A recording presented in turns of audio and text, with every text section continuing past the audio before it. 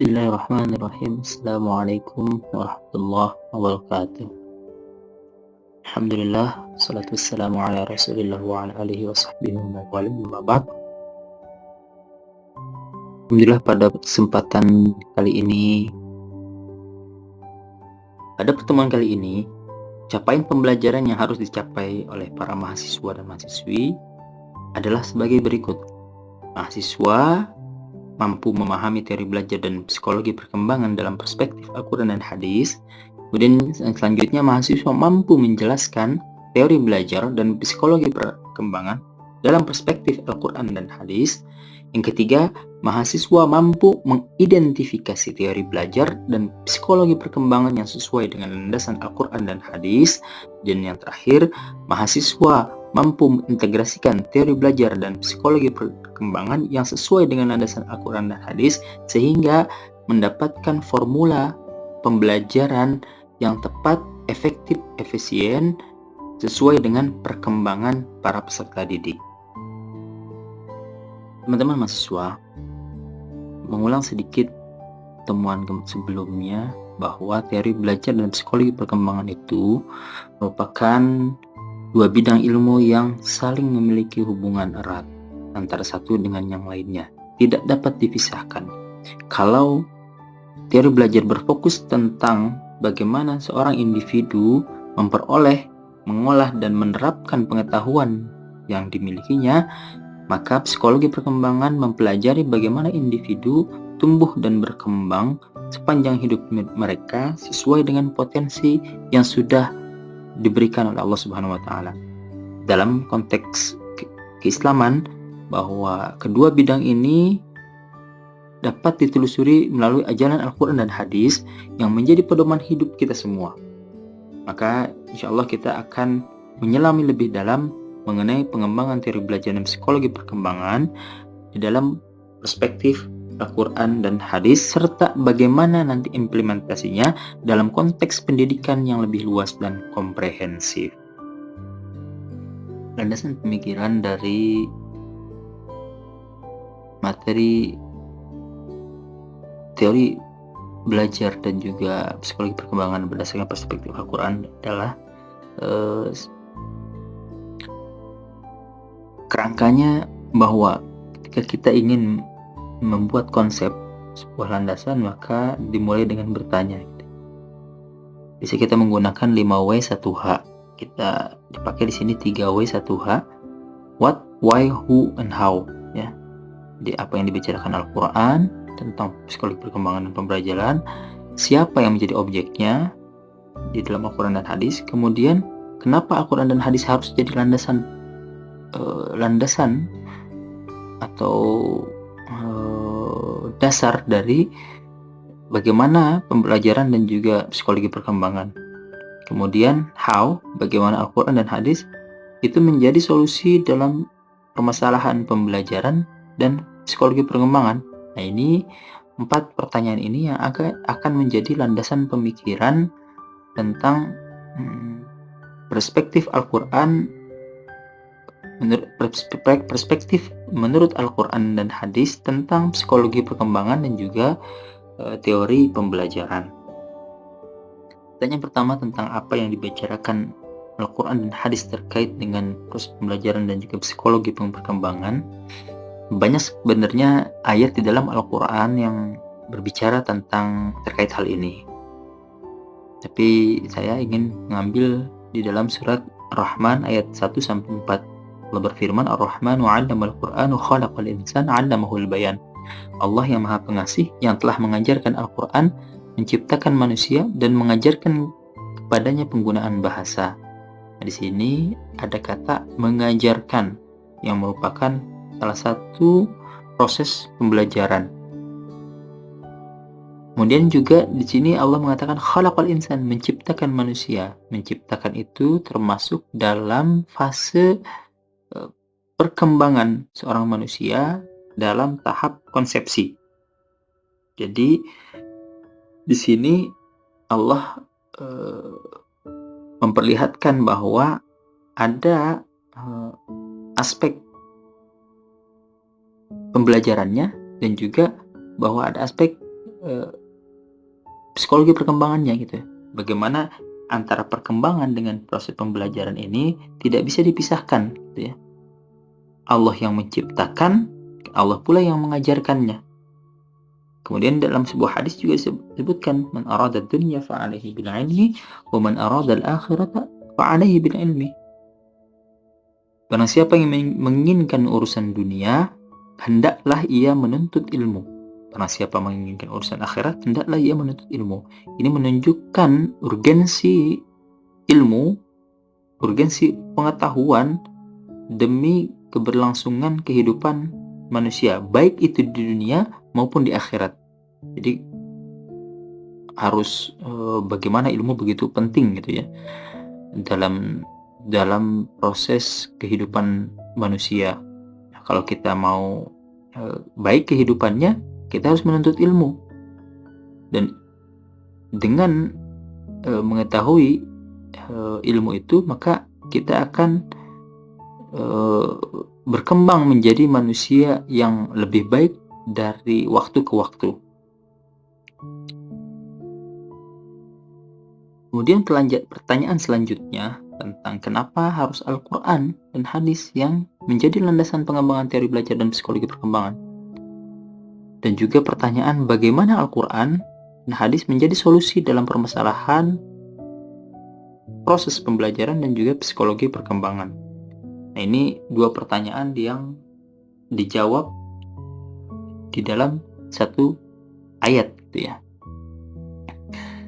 Allah berfirman, "Qul nahbitu minha jami'a, fa imma ya'tiyannakum minni hudan faman tabi'a hudaya fala khaufun 'alaihim wa lahum yahzanun." Kami berfirman, turunlah kamu semua dari surga. Kemudian jika benar-benar datang petunjukku kepadamu, maka barang siapa yang mengikuti petunjukku, tidak ada rasa takut pada mereka dan mereka tidak akan bersedih hati. Al-Baqarah ayat 38. Di sini ini kisah tentang diturunkannya Nabi Adam ke dunia oleh Allah Subhanahu wa taala. Kemudian ketika diturunkan, diberikan pemahaman bahwa kalau kamu nanti sudah di dunia, kalau kamu mau hidupnya baik, mau hidupnya nggak punya rasa takut, mau hidupnya nggak sedih, mau hidupnya bahagia, maka ikutin petunjuk yang nanti akan aku turunkan. Kalau petunjuknya diikuti, ya konsekuensinya kita akan bahagia. Gitu. Nah, Al-Quran ini merupakan hudan. Di surat Al-Baqarah ayat kedua, Allah berfirman, "Dzalikal kitabu la raiba fihi hudan lil muttaqin."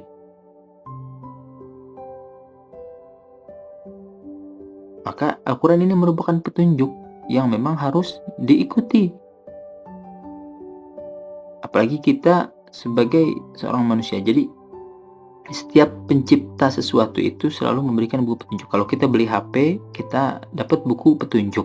Kalau HP-nya rusak, ada bermasalah, maka kita lihat buku panduannya, buku petunjuknya. Begitu pula mobil, motor. Ya, nggak bisa kita beli HP pakai buku pedoman mobil, nggak akan masuk gitu. Karena nggak sesuai. Maka kalau ada masalah di dalam diri manusia, baik itu dalam proses pembelajaran, baik itu dalam proses perkembangan dirinya, maka ya dibuka buku petunjuknya. Apa sih yang jadi masalahnya? Nah, dengan itu maka Al-Quran akan menjadi solusi dari setiap permasalahan yang kita hadapi. Dan tidak ada satupun masalah atau ujian yang diberikan kepada manusia melainkan kita bisa melewatinya dan selalu ada solusinya. Wa may yattaqillaha yaj'al lahu makhraja. Ya, barang siapa yang bertakwa kepada Allah akan diberikan jalan keluar dari setiap permasalahan hidupnya. La yukallifullahu nafsan illa wus'aha. Allah tidak membebani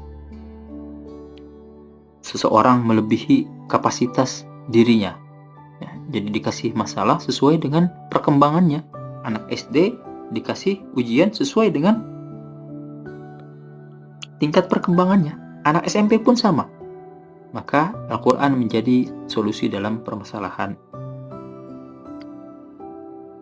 Kemudian pertanyaan selanjutnya tentang siapa yang menjadi objek dari pembelajaran dan juga perkembangan di dalam Al-Quran dan hadis. Maka dijawab, dan di dalam Al-Quran dijawab oleh Allah Subhanahu wa Ta'ala dalam sebuah ayat surat Fussilat ayat 53. Allah berfirman, sanurihim ayatina fil afaqi wa fi anfusihim hatta yatabayyana lahum annahu al-haq awalam yakfi bi rabbika annahu ala kulli syai'in syahid. Kami akan memperlihatkan kepada mereka tanda-tanda kebesaran kami di segenap penjuru bumi dan pada diri mereka sendiri, sehingga jelaslah bagi mereka bahwa Al-Quran itu adalah benar. Tidak cukupkah bagi kamu bahwa Tuhanmu menjadi saksi atas segala sesuatu? Nah, di sini disebutkan fi anfusihim. Ada tanda-tanda kebesaran Allah, ayat-ayat Allah di dalam diri kita. Jadi proses penciptaan manusia ini merupakan suatu tanda akan keagungan Allah bisa menciptakan makhluk yang sedemikian kompleksnya seperti manusia, yang memiliki beberapa perangkat gitu dalam dirinya. Dan ini untuk menunjukkan bahwa Al-Quran ini benar gitu. Ketika ia berbicara tentang manusia itu makhluk yang diciptakan dari setes air mani, maka ayatnya ada, dan ini benar secara keilmuan. Manusia diciptakan dalam rahim ibu, ada beberapa proses, dan ini dijelaskan di dalam Al-Quran. Maka itu merupakan kebenaran. Artinya di dalam diri kita, kalau kita mau berpikir, maka ada tanda bahwa apa yang difirmankan oleh Allah dalam Al-Quran adalah suatu kebenaran. Makanya kita dibekali dengan pikiran. Sering Allah bertanya tentang afala ta'qilun, afala tubsirun, afala tasma'un, afala tadhakkarun, afala ta'lamun, ya, afala yanzurun, alam tara. Ya, kalimat-kalimat retoris yang sebenarnya tidak perlu kita jawab, tapi itu merupakan bentuk pengingatan Allah kepada manusia bahwa mereka itu memiliki akal untuk berpikir. Dan ini menjadi objek pembelajaran dan perkembangan di dalam Al-Quran dan hadis, bahwa objeknya adalah manusia itu sendiri. Maka kita akan berbicara tentang manusia. Manusia di dalam Al-Quran disebutkan dengan 5 penamaan dengan diksi yang berbeda tapi memiliki makna yang sama, yaitu manusia. Allah berfirman di dalam sebuah surat, wa idh akhadha rabbuka min bani adam min zuhurihim alastu bi rabbikum qalu bala syahidna. Dan ketika Allah mengambil dari saripati anak Adam itu perjanjian, dan Allah bertanya, alastu bi rabbikum, apakah engkau beriman dengan keberadaanku, bahwa aku adalah Tuhan kalian? Maka kita berkata, qalu bala syahidna, ketika kita dalam bentuk ruh kita di alam ruh.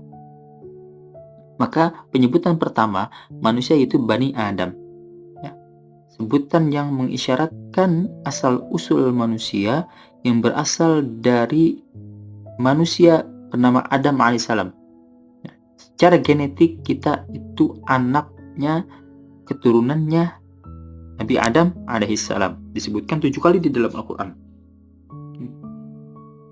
Ini pun sekaligus untuk melawan fakta, bukan melawan fakta, melawan teori yang mengatakan bahwa manusia berasal dari kera yang berevolusi. Kita belajar tentang teori evolusi Darwin di SMA, ya. Ada Pithecanthropus erectus, Paleojavanicus. Di Indonesia ada Mojokertensis, Soloensis, dan sebagainya, yang mengatakan bahwa manusia itu berevolusi. Tadinya tidak beradab, kemudian mereka mendapatkan pengetahuan cara seperti apa gitu ya.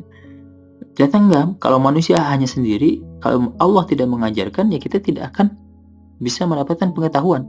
Nah, ini Bani Adam untuk mengisyaratkan bahwa kita bukan berasal dari kera yang berevolusi, tapi kita berasal dari manusia satu, bernama Adam alaihissalam. Kemudian yang selanjutnya, penyebutan yang kedua, manusia disebut dengan diksi kata ins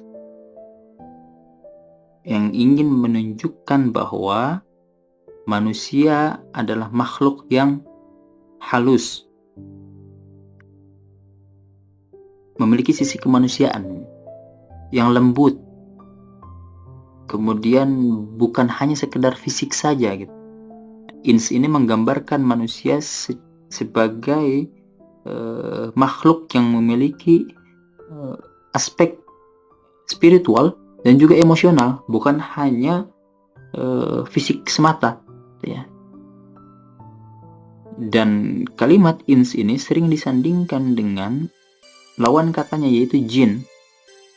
Disebutkan kurang lebih 17 kali di dalam Al-Quran di beberapa surat berbeda. Yang paling kita tahu itu ada di dalam surat Az-Zariyat, wa ma khalaqtul jinna wal insa illa liya'budun, dan tidaklah aku ciptakan jin dan manusia ini kecuali untuk menyembahku, kata Allah. Sebutkan jinna wal insa, ya ma'syarul jinni wal insi. Itu disebutkan kadang sendiri-sendiri, kadang berpasangan, tapi jumlahnya sama, 17 kali dalam Al-Quran. 17 kali disebutkan kata jin, 17 kali disebutkan kata ins. Nah, ini berkebalikan. Jika manusia itu makhluk yang lembut, makhluk yang halus, makhluk yang secara fisik itu nampak, maka jin itu makhluk yang kasar, makhluk yang urakan, makhluk yang berantakan, makhluk yang tak terlihat. Kalau misalnya manusia ini keluar dari fitrahnya, maka dia akan berbuat kasar, maka dia akan memiliki sifat yang keras, ya. Dan itu harusnya fitrahnya jin. Maka kalau misalnya ada jin yang sedang berlaku lembut, ya, kemudian dia kelihatan, maka itu pun jinnya sedang keluar dari fitrahnya sebagai seorang jin, ya. Nah, ini nama manusia yang dengan aspek spiritual dan emosionalnya, dan juga memiliki sifat yang halus, lembut, dan nampak. Kemudian yang selanjutnya, manusia disebutkan dengan kata insan, ya. Nah, ini bahkan ada satu surat yang bernama Al-Insan. Hal ata 'alal insan hinun minad dahri lam yakun syai'an madhkura inna khalaqnal insana min nutfatin amsyajin nabtalihi faja'alnahu sami'an basira. Nah, ini ada kalimat sami'an basira. Kenapa kata insan disandingkan dengan fungsi pendengaran dan penglihatan? Nah, ini seakan-akan ingin menunjukkan bahwa kata insan ini mencakup totalitas manusia sebagai makhluk jasmani dan rohani yang punya potensi apa? Berpikir, karena dia punya pendengaran, karena dia punya penglihatan, punya indera. Bernalar, karena dia punya akal. Berilmu, beradab. Nah, insan menunjukkan esensi manusia yang harmonis antara fisik dan ruhnya, sekaligus makhluk yang memiliki sifat dinamis dan kemampuan moral, intelektual, dan spiritual. Nah, ini penyebutan kata insan gitu. Makanya ini pun untuk menunjukkan, kata insan ini menunjukkan totalitas manusia dalam seluruh aktivitas kehidupannya. Nah, belajar, dia berkembang, dia beribadah, dia beramal, dan lain sebagainya, ini seluruh aktivitasnya. Dan jika manusia secara aktivitas kehidupannya itu tidak baik, maka dia akan rugi. Makanya di dalam surat Al-Asr disebutkan, wal asri innal insana, sesungguhnya insan itu akan rugi gitu. Kalaupun dia beraktivitas, dia berpikir, dia bernalar, dia berilmu, itu akan rugi. Kecuali apa? Kecuali illal ladzina amanu wa 'amilus shalihat, kecuali orang-orang beriman dan beramal soleh. Jadi syarat agar kita menjadi manusia yang aktivitasnya itu tidak sia-sia, maka kita harus beriman. Maka setelah itu, dari keimanan itu akan lahir amalan-amalan baik yang disebut dengan amalan soleh. Tapi kalau kita tidak beriman, maka amalannya bisa jadi menjadi amalan salah, kalaupun amalan baik tidak dihitung sebagai amalan saleh, ya. Nah, itu kata insan. Kemudian yang selanjutnya kalimat bashar, ya. Wa ma ana basyarum mithlukum yuha ilai. Kata Nabi Muhammad dalam Al-Qur'an mengatakan, saya adalah manusia seperti kalian, bashar, yang bedanya saya ini diberi wahyu. Nah, ini menekankan manusia pada sisi fisiknya, punya kulit, punya wajah, punya tubuh yang untuk tempat berkembang, ya, dan punya kebutuhan biologis, makan, minum, tidur, kemudian segala kebutuhan biologis manusia, menikah dan lain sebagainya. Makanya Rasul pun menyebutkan, dia Rasul, saya Rasul, tapi saya kayak manusia kayak kalian. Saya makan, saya minum. Kalau saya haus saya minum, kalau saya lapar saya makan, kalau saya capek saya istirahat, kalau saya ngantuk saya tidur. Itu manusia dalam penamaan bashar. Kemudian selanjutnya manusia yang disebut dengan An-Nas. Bahkan ada satu surat favorit kita semua, surat An-Nas, ya. Ketika disebutkan An-Nas, maka ini menunjukkan manusia sebagai makhluk sosial dengan seluruh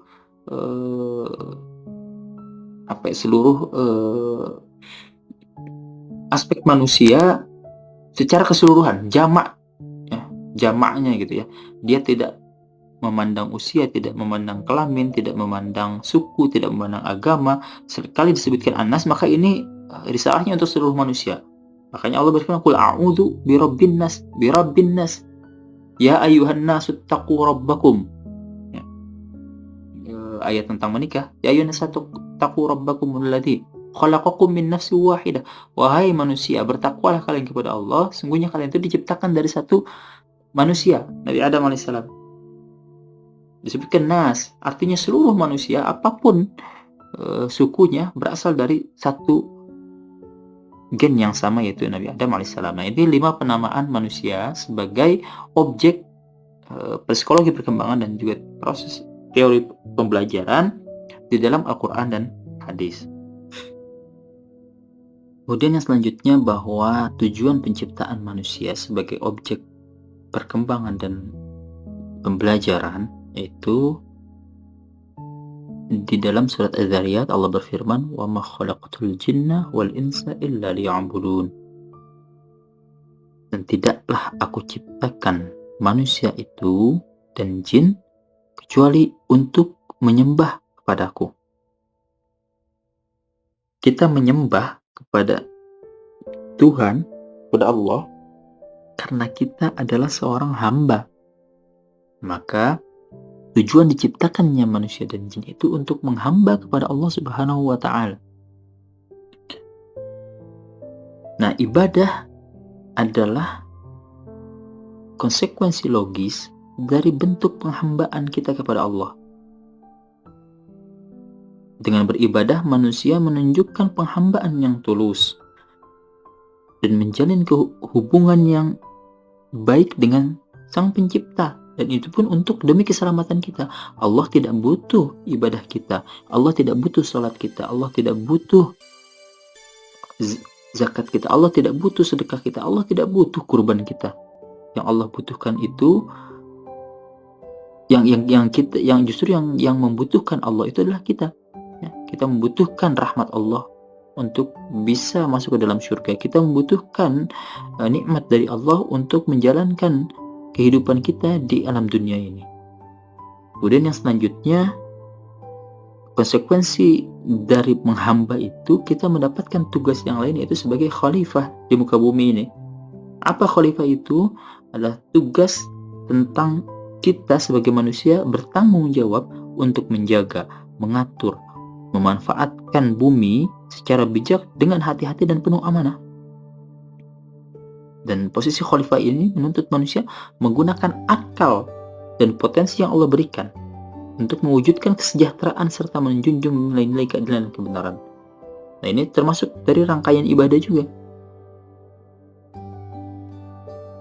Ada hadis kullukum ra'in wa kullukum mas'ulun an ru'yatihi. Kita ini setiap orang itu pemimpin bagi diri kita sendiri, dan setiap kepemimpinan akan dimintai pertanggungjawaban. Kita akan dipertanyakan apa yang sudah kita lakukan sebagai khalifah di muka bumi ini. Apakah kita menjalankan peran kita sebagai khalifah dengan baik, kemudian mengajarkan kepada anak-anak kita, karena khalifah itu secara kata khalafa yang saling menggantikan. Ketika tugas kekhalifahan kita dalam mengatur, dalam mengelola bumi ini berakhir, maka akan diteruskan oleh anak kita, anak cucu kita, keturunan kita semuanya. Nah, ini adalah tujuan dari diciptakannya manusia oleh Allah Subhanahu wa Ta'ala. Setelah kita mengetahui tujuan diciptakannya manusia, maka kita harus mengetahui kemana arah tujuan hidup kita gitu. Apa fase kehidupan seorang manusia? Nah, kita memiliki 5 fase kehidupan. Yang pertama, kehidupan kita di alam ruh sebagai ruh, ya, sebelum jasad manusia diciptakan. Yang kedua, di alam rahim, tempat penyempurnaan jasad, tempat konsepsi manusia disempurnakan dari mulai nutfah, hanya setetes air, kemudian sampai akhirnya menjadi manusia, dan penentuan nasib manusia di alam dunia. Kemudian kita dilahirkan ke alam dunia sebagai tempat ujian. Jadi dunia ini sejatinya adalah tempat ujian bagi manusia, ujian penghambaan kita kepada Allah. Apakah kita akan menjadi hamba yang baik, hamba yang menurut kepada Rabb-nya, atau kita akan menjadi hamba yang membangkang sebagaimana iblis membangkang kepada Allah Subhanahu wa Ta'ala. Nah, ini dunia sebagai tempat ujian. Walaupun di dalam Al-Quran kadang disebutkan dunia itu sebagai innamal hayatud dunya la'ibun walahwun. Sungguhnya kehidupan dunia ini hanya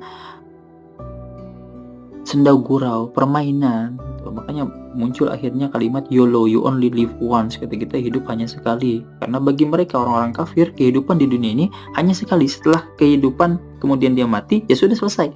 Sedangkan kita enggak. Masih ada 2 fase kehidupan yang harus kita lalui. Apa? Kemudian setelah kita meninggal, diambilnya roh kita kembali oleh Allah Subhanahu wa Ta'ala dari jasad kita, maka kita masuk ke alam yang keempat, yaitu alam barzakh, alam kubur. Alam barzakh ini adalah tempat menyimpan amal manusia. Spoiler akhirat kita, apakah akhirat kita akan baik atau akhirat kita akan buruk. Kalau kita mendapatkan nikmat kubur, maka itu tanda bahwa kita akan mendapatkan surganya Allah. Mudah-mudahan, kemungkinan besarnya seperti itu. Dan jika kita mendapatkan azab kubur, kemungkinan besar kita akan masuk ke dalam nerakanya Allah. Nah, kemudian kita sampai di alam akhirat, tempat pembalasan amal di dunia, atau tempat yang berhasilkah ujian kita di alam dunia.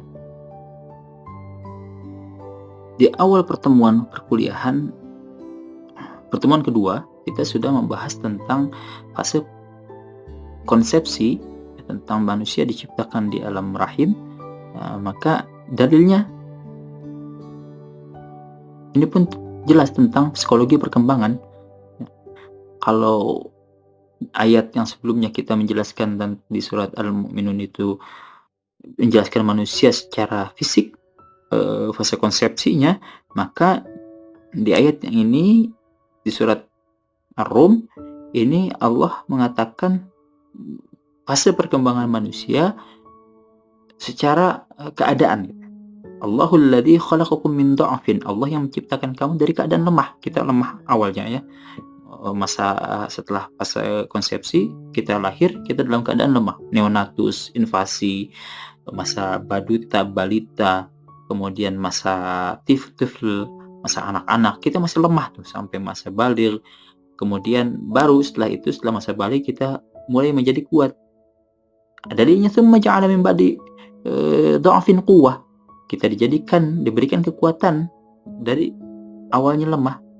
Nah, kemudian setelah masa futuh, kemudian sampai ke masa umur-umur 50, 60, maka kita menjadi lemah kembali. Tsumma ja'ala min ba'di quwwatin dha'fan wa syaibah. Bahkan beruban. Tanda uban itu tanda bahwa kita sudah melemah secara fisik. Nah, ini fase perkembangan menurut keadaannya gitu ya. Ini berdasarkan landasan teoritis Al-Qur'an. Kemudian dalam sebuah hadis dijelaskan tentang fase perkembangan yang menguatkan dalil Al-Quran di surat Al-Mu'minun, bagaimana manusia diciptakan dari setetes mani atau nutfah, ya. Diciptakan selama 40 hari dalam bentuk nutfah, kemudian dijadikan alaqah selama 40 hari, kemudian dijadikan segumpal daging atau mudghah selama 40 hari. Kemudian setelah fase 120 hari atau 4 bulan kurang lebih, manusia kemudian ditiupkan ruh yang dibawa oleh malaikat. Malaikat diutus untuk menetapkan 4 perkara ke dalam dirinya, yaitu rezekinya, ajalnya, amalnya, kebahagiaan dan kesusahannya. Apakah di dunia dia akan bahagia atau di dunia dia akan mengalami kesusahan. Mau bahagia atau mau susah, itu semuanya adalah bentuk ujian. Ketika dikasih kebahagiaan, misalnya dalam kita jadi orang kaya, itu pun ujian bagi kita. Apakah kekayaan itu akan digunakan untuk beribadah kepada Allah, ataupun ketika kita susah, apakah kita akan bersabar dengan ujian yang Allah berikan kepada kita. Maka ini adalah landasan teoritis dari hadis dan Al-Quran. Kemudian selanjutnya aspek perkembangan manusia di dalam Al-Quran berdasarkan Al-Quran dan hadis. Itu ada 3 aspek di dalam diri manusia. Yang pertama adalah fisik, kemudian yang kedua adalah mental, yang ketiga adalah spiritual. Ya. Fisik ini adalah jasad, ya. Fungsinya sebagai wadah roh, ya. Organisme fisik gitu ya, yang memiliki struktur dari mulai kaki sampai kepala.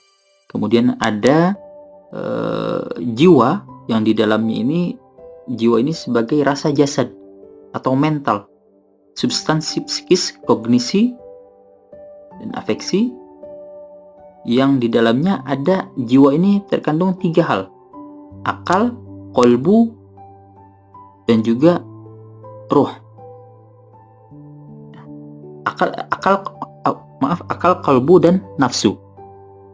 Kemudian aspek yang ketiga adalah aspek roh. Jadi manusia ini makhluk yang memiliki roh. Jadi kalau mau berkembang dengan baik, antara jasad dan jiwa dan rohnya ini harus bersinergi. Ya, jasadnya berkembang, jiwanya berkembang, rohnya pun harus berkembang.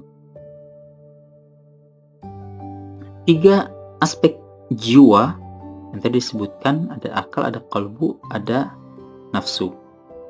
Nah, ini penjelasannya tentang perbedaan antara akal, qalbu, dan nafsu. Kalau akal ini tempatnya di otak kita, pikiran. Kalau qalbu ini tempatnya secara fisik ada di jantung, ya. Kemudian nafsu ini berkedudukannya secara fisik ada di perut dan alat kelamin. Biasanya bentuknya menjadi syahwat, gitu ya. Oke, kalau misalnya nafsu itu biasanya nafsu makan, nafsu seks, itu semuanya berhubungan, gitu ya. Kemudian akal ini berdaya kognisi atau berdaya cipta, sedangkan qalbu ini berdaya emosi atau rasa, dan nafsu itu berdaya konasi atau karsa. Akal berdaya kognisi atau berdaya cipta maksudnya adalah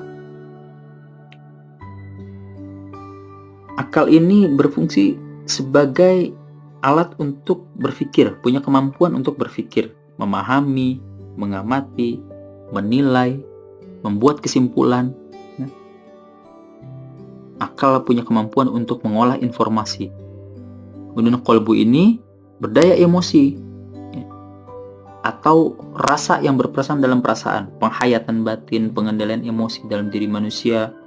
Dan juga qalbu disebut sebagai penguasa dalam kerajaan batin manusia yang mengendalikan nafsu dan menghubungkan manusia dengan aspek rohaninya. Kalau nafsu berdaya konasi, yaitu berarti memiliki dorongan, kehendak, keinginan, dan tekad untuk melakukan sesuatu. Kita pengen makan, kita nafsu makan. Kita pengen menikah, maka ada nafsu seks salah satunya di situ ya. Nafsu yang berasal dari kemaluan.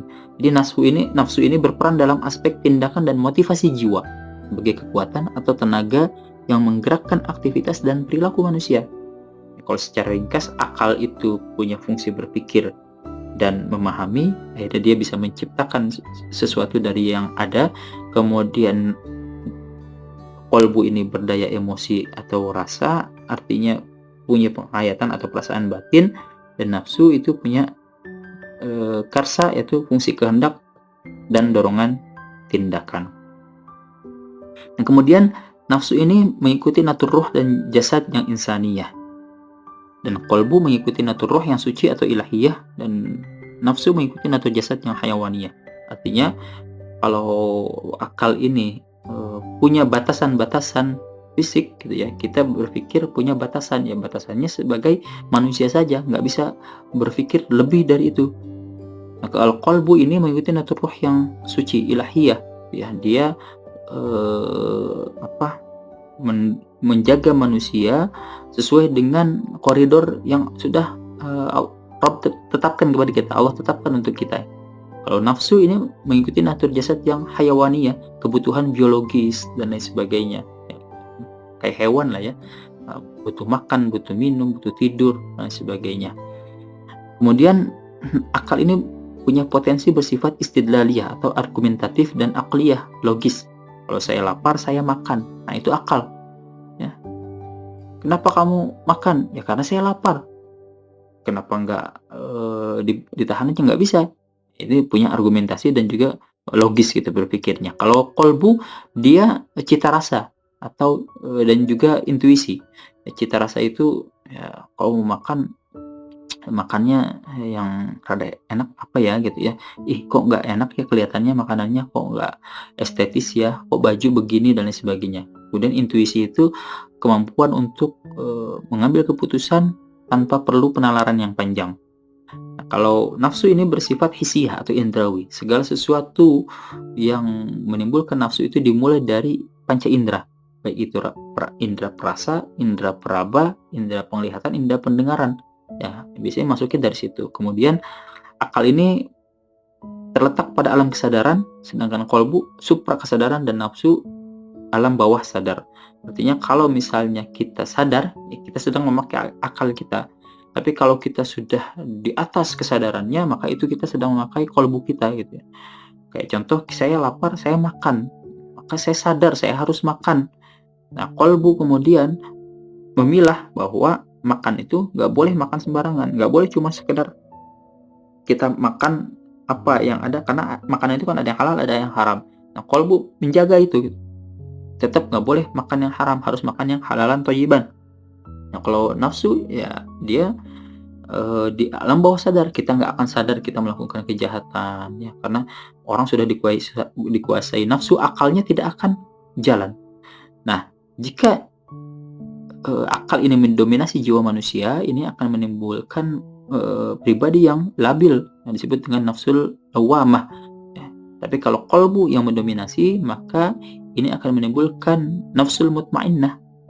Dan kalau nafsu yang menguasai, maka jiwa ini menguasai jiwa, maka akan menjadi pribadi yang memiliki nafsul amarah, dan ini merusak ya. Maka kita harus menyeimbangkan antara tiga aspek jiwa ini, antara akal, qalbu, dan nafsu ya. Kita bukan malaikat yang dia itu lurus terus, taat terus, karena memang diciptakan untuk taat ya. Qalbunya tuntutan ilahiyahnya seperti itu gitu. Atau diciptakan sebagai apa ya namanya tuh, setan yang hanya memiliki nafsu aja gitu, maunya jelek terus ya, nggak taat. Kalau malaikat itu taat terus, setan itu apa namanya,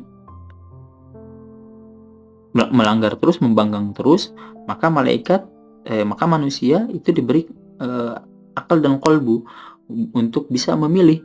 Boleh milih yang baik, boleh milih yang buruk ya. Cuman nanti ada konsekuensi logis dari pilihan kita ya. Nah, itu terkait aspek kejiwaan di dalam aspek perkembangan manusia berdasarkan perspektif Al-Quran dan hadis. Nah, kemudian itu tadi kita sudah membahas tentang, psikologi perkembangan berdasarkan perspektif Al-Quran dan hadis, mulai dari objek perkembangannya itu manusia itu sendiri, kemudian aspek perkembangan manusia berdasarkan Al-Quran dan hadis. Maka sekarang kita membahas tentang, eee, teori pembelajaran berdasarkan Al-Quran dan hadis. Saya ingin mengambil satu ayat. Allah berfirman, "Wallahu akhrajakum min butuni ummahatikum la ta'lamuna syai'an wa ja'ala lakumus sam'a wal absar wal afidah la'allakum tashkurun." Dan Allah mengeluarkan kamu dari perut ibumu dalam keadaan tidak mengetahui. Kita bayi pas begitu lahir kita nggak tahu apa-apa. Ya. Kemudian diberikan oleh Allah apa? Pendengaran, penglihatan, dan afidah, ya, hati nurani, akal. Agar apa? Agar kita bersyukur. Nah, ini fasilitas yang Allah berikan ini berupa jasad, kemudian jiwa, ini dipakai untuk belajar, dipakai untuk merubah diri kita secara sadar agar meningkat kemampuan kita dengan cara apa? Mendapatkan pengetahuan, mendapatkan keterampilan ataupun nilai-nilai tertentu. Jadi dengan segala fasilitas ini kita bisa mampu mendapatkan pengetahuan dan keterampilan ataupun sikap. Nah, tapi dalam Islam belajar itu bukan hanya sebatas penguasaan informasi, tapi juga proses spiritual yang semakin mendekatkan diri kita kepada Allah sebagai seorang hamba. Jadi ketika kita belajar, ya tujuan kita untuk kita belajar karena Allah perintahkan kita untuk belajar. Iqra bismi rabbikal ladzi khalaq, khalaqal insana min 'alaq. Iqra wa rabbukal akram alladzi 'allama bil qalam, 'allamal insana ma lam ya'lam. Kita nggak tahu apa-apa, kemudian Allah yang mengajarkan. Kita dibekali akal, dibekali indera, dibekali hati nurani, qalbu, itu demi kita belajar dan berkembang dengan lebih baik dalam rangka memaksimalkan potensi kita sebagai hamba yang beribadah kepada Allah Subhanahu wa taala. Kemudian di ayat lain Allah berfirman, "Huwallazi ba'atsa fil ummiyina rasulan minhum yatlu 'alaihim ayatihi wa yuzakkihim wa yu'allimuhumul kitaba wal hikmah wa in kanu min qablu lafi dhalalin mubin."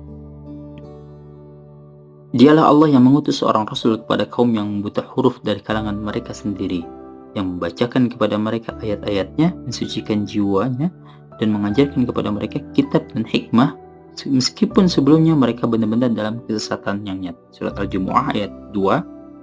Ini di sini kita kalau dilihat, dicermati, ternyata ini adalah proses pembelajaran, ya, dari mulai membaca, kemudian mensucikan, kemudian mengajarkan, kemudian mengamalkan. Dan ini sejalan dengan teori pembelajaran modern. Di Al-Quran sudah berbicara tentang proses pembelajaran yang benar, yang baik, yang tepat, yang efektif, efisien 1400 tahun yang lalu, ya, yang bahkan orang dulu dalam keadaan jahiliyah disebut dengan dhalalim mubin, katanya. Dulunya sesat. Tapi karena proses pembelajaran ini mereka bisa berkembang sampai akhirnya dari kaum jahiliyah menjadi khairu ummah, umat terbaik. Ya. Kuntum khairu ummatin ukhrijat linnas. Kalian adalah umat terbaik yang diturunkan untuk apa?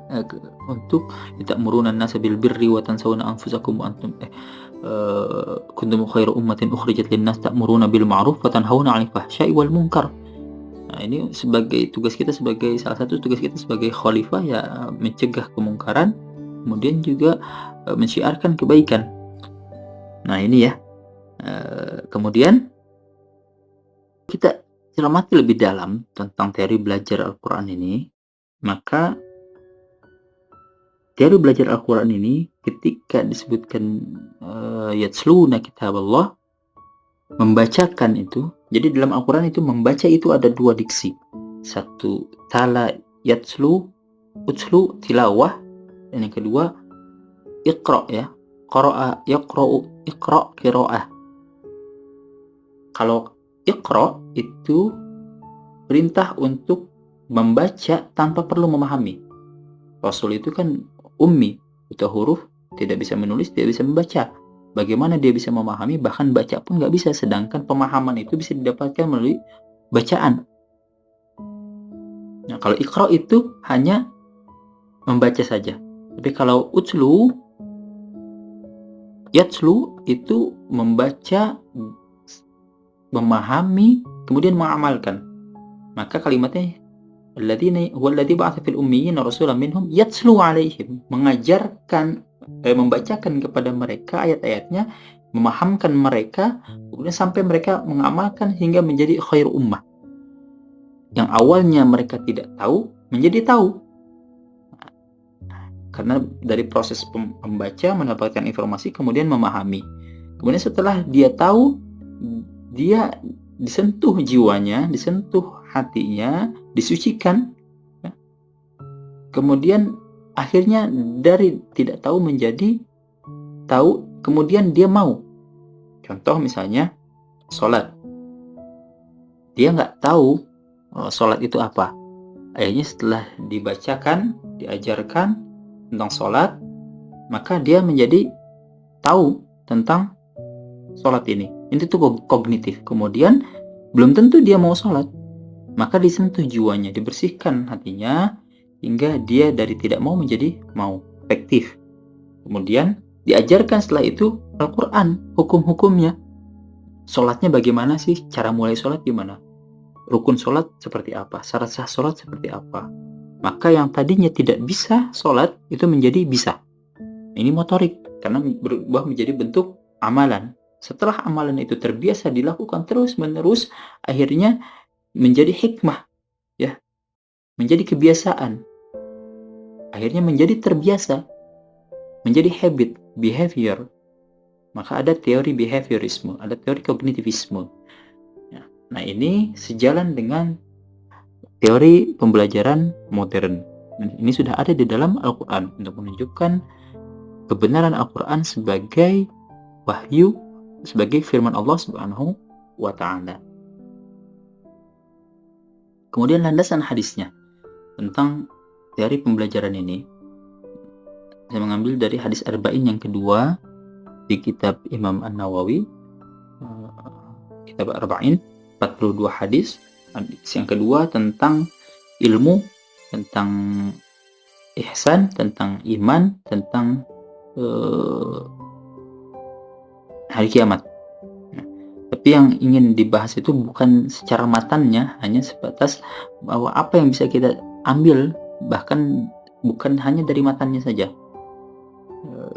Ini kisahnya diriwayatkan oleh Umar ibn Khattab radhiyallahu anhu. Beliau berkata, "Bainama nahnu julusin inda Rasulillah," ketika kami duduk-duduk bersama Rasulullah sallallahu alaihi wasallam, "Dzata yaumin," pada suatu hari, "idza tala'a 'alaina rajulun syadidun bayadus thiyab," datang seorang laki-laki berpakaian putih bersih, syadidu sawadu sya'ri, rambutnya hitam kelam, klimis rapi, la yura 'alaihi ahadus safar, la yura 'alaihi atharus safar, tidak ada bekas-bekas perjalanan dalam dirinya, wala ya'rifu minna ahadun, dan tidak ada seorang pun dari kami yang tahu, hatta jalasa ila Nabi, kemudian dia duduk mendekat kepada Nabi, fa asnada rukbatayhi ila rukbatayhi, mendekatkan lututnya dengan lutut Nabi, wa wada'a kaffayhi ala fakhidayhi, meletakkan tangannya di atas paha Nabi, faqala ya Muhammad akhbirni an Islam, wahai Muhammad ajarkan kepada kamu tentang Islam. Lanjut ke matannya. Nah, di sini kita belajar tentang pentingnya adab dalam proses belajar mengajar. Ya. Yang pertama, adabnya adalah mempersiapkan diri dengan sebaik-baiknya, sebagaimana yang diajarkan oleh Jibril alaihissalam yang menyamar menjadi seorang laki-laki. Ia datang dengan pakaian yang putih bersih, ya, dengan rambut yang rapi, dengan pakaian yang atau diri yang wangi, ya, tidak terlihat bekas-bekas perjalanan dalam dirinya. Nah, itu adab pertama dalam belajar, mempersiapkan diri. Supaya apa? Supaya kita nyaman dalam belajar itu. dan tidak mengganggu orang lain juga. Kebayang kalau orang bau badan gitu ya, nggak pakai persiapan, nggak mandi, datang ke kampus, kemudian duduk di samping orang, orang di sampingnya pun jangankan dia sendiri, orangnya pun akan terganggu dan dia pun nggak akan konsentrasi untuk menyimak. Kemudian setelah itu duduk. Kemudian yang kedua adabnya adalah duduk mendekat bukan menjauh. Jadi kita kalau mau dapatkan ilmu yang berkah itu mendekat kepada gurunya, bukan malah menjauh, duduk paling belakang. Ya usahain paling dekat dengan gurunya, duduk paling depan supaya suara pengajar itu jelas terdengar dan juga nggak banyak teralihkan gitu. Kalau misalnya di belakang duduknya bisa jadi mengantuk, bisa jadi terdistraksi oleh handphone dan lain sebagainya. Maka duduknya mendekat bukan menjauh. Kemudian melapangkan diri dalam sebuah majelis ilmu, melapangkan tempat dan juga melapangkan hati. Doa Rabbi shrah li sadri wa yassir li amri itu awalnya kan untuk minta dilapangkan hatinya supaya bisa menerima ilmu, karena ilmu itu bisa menjadi nasihat. Nah, kalau orang yang hatinya tidak lapang, maka ilmu itu akan keluar, masuk telinga kanan, keluar telinga kiri. Ibaratkan gelas sudah berisi air yang penuh, kemudian mau diisi air lagi, maka air itu akan keluar. Maka dilapangkan, ya, dibesarkan wadahnya supaya ilmu itu bisa masuk dan diterima. Kemudian yang selanjutnya adabnya adalah menyimak dengan baik, didengarkan. Kemudian selanjutnya bahwa belajar itu harus bertahap dan berurutan. Dan ilmu syariah adalah fondasi, dan salah satu metode pembelajaran yang baik adalah dengan saling bertanya jawab. Kemudian teman-teman mahasiswa sekalian, prinsip pembelajaran dalam Islam meliputi 3 hal. Pertama adalah prinsip tarbiyah, kemudian prinsip metodologis, kemudian yang ketiga adalah prinsip tadarruj dan tartib. Tarbiyah ini adalah prinsip yang mengedepankan pembelajaran yang komprehensif, yang menyeluruh, yang lengkap, berkesinambungan, gak berhenti gitu, saling berkaitan antara satu pelajaran dengan pelajaran yang lain. Dan juga pembelajaran itu bukan hanya transfer ilmu, tapi memberikan kasih sayang dan penuh kelembutan agar supaya tumbuh nilai-nilai pribadi yang baik dalam diri seorang anak dan juga muncul karakternya, ya. Maka tingkatan pengajar itu ada 3. Kalau dia hanya mentransfer ilmu pengetahuan, maka dia disebut mudarris, guru. Sama artinya guru juga ya. Tapi dia hanya sebatas pengajaran saja, transfer ilmu pengetahuan dari dirinya kepada yang dididiknya. Kemudian tingkatan kedua ada muallim. Dia mengajarkan sekaligus memahamkan. Makanya di surat Al-Jumu'ah tadi wa yu'allimuhumul kitab wal hikmah. Muallim, ya, mengajarkan dan juga berusaha memahamkan. Kemudian tingkatan yang selanjutnya adalah murabbi, ya, dari kata Rabb, karena Allah mempunyai sifat rububiyah, salah satunya adalah mengatur, memelihara, memberikan rizki. Ya, maka seorang murabbi ini sifatnya dia peduli dengan peserta didiknya. Dia bukan hanya mengajarkan, kemudian memahamkan, tapi kemudian dia sampai memperhatikan apakah murid ini sudah mengamalkan apa yang sudah diajarkan. Bagaimana kalau ada masalah dalam aspek perkembangannya, apa yang menjadi permasalahannya, gimana solusinya supaya perkembangan itu terus berlanjut. Maka Rasul adalah murabbi terbaik. Kemudian selanjutnya, prinsip selanjutnya selain prinsip tarbiyah adalah prinsip metodologis, bahwa untuk mencapai suatu tujuan dari proses pembelajaran itu butuh cara, butuh alat yang tepat agar pembelajaran itu bisa efektif dan efisien. Dalam Islam, di dalam Al-Quran banyak sekali metode pembelajaran. Yang paling baik adalah metode qudwah, mencontohkan keteladanan. Kita mendidik anak untuk sholat misalnya, atau mendidik anak untuk jujur. Ketika kita mengajarkan anak untuk jujur, nak kamu harus jujur, maka yang paling baik adalah mencontohkan sikap jujur itu seperti apa, sifat jujur itu seperti apa. Jangan sampai kita ngajarin jujur tapi ke anak tapi kitanya sendiri berbohong. Jangan sampai kita mengajarkan ke anak tentang sholat tapi kita sendiri nggak sholat. Maka itu akan susah. Maka qudwah itu, keteladanan adalah metode terbaik. Kemudian selain itu ada metode tanya jawab, ada diskusi, kemudian ada ceramah, ada kitabah, menulis, dan sebagainya. Kemudian selanjutnya prinsip tadarruj dan tertib ya. Belajar itu harus bertahap dan berurutan. Dari kelas 1 ke kelas 2, kelas 2 ke kelas 3, kelas 3 ke kelas 4, kelas 4 ke kelas 5. Itu contohnya itu ya. Kalau mau belajar ilmu pun begitu. Misalnya belajar sholat, ya kita harus belajar dulu tentang wudhu. Wudhunya harus seperti apa ya, supaya baik. Setelah selesai wudhunya baru belajar tentang sholat. Maka di fikih itu yang paling pertama diajari tentang bab toharoh, bersuci. Karena kalau nggak bersuci, sholatnya nggak diterima. Ini jadi masalah gitu. Kalau kita langsung belajar sholat, kita nggak belajar bersuci, maka percuma kita sholat nantinya. Nah itu yang disebut dengan prinsip tadarruj. Dia bertahap, dia berurutan, sistematis gitu ya. Perkembangan pun begitu. Dia berkembang, dulu dibahas bahwa perkembangan itu berjalan secara sistematis, progresif ya, bertahap, berurutan. Nggak bisa dia berkembang dari satu perkembangan ke perkembangan yang lain kalau perkembangannya belum matang. Nah itu pun berlaku dalam proses pembelajaran. Nah apa fungsi metode pembelajaran ini? Nah, fungsinya adalah yang pertama sebagai alat motivasi eksentrik, artinya motivasi dari luar ya, karena ada motivasi dari dalam diri kita, juga ada motivasi dari luar. Nah motivasi dari luar itu dengan salah satunya adalah metode pembelajaran yang tepat dan efektif gitu ya.